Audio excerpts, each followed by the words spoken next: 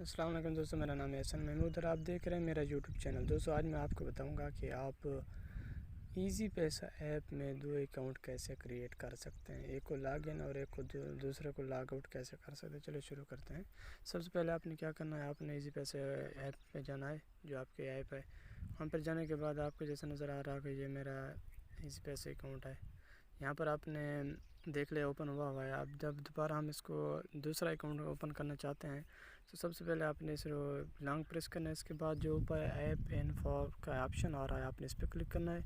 इस पर क्लिक करने के बाद आपको जो स्टोरेज यूजेज का नंबर आ रहा है वो आइकन, उसको क्लिक करना है। उसके बाद आपने क्लियर डेटा कर देना है।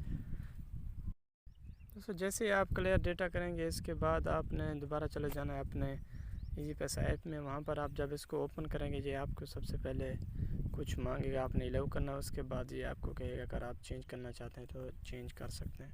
यहाँ पर आपने अलाउ करना है इसको अलाउ करने के बाद ये आपको कुछ सेकंड्स देगा, जैसे ये दे रहा है 4-5। इस पर आपने अगर चेंज नंबर का वाला ऑप्शन भी है, यहाँ पर क्लिक करना है। इसके बाद आप इसको चेंज नंबर पे कर सकते हैं। अगर हमारी वीडियो अच्छी लगी हो तो हमारे चैनल को सब्सक्राइब करें। वीडियो को लेकर मिलते हैं नेक्स्ट वीडियो, तब तक के लिए अल्लाह हाफिज़।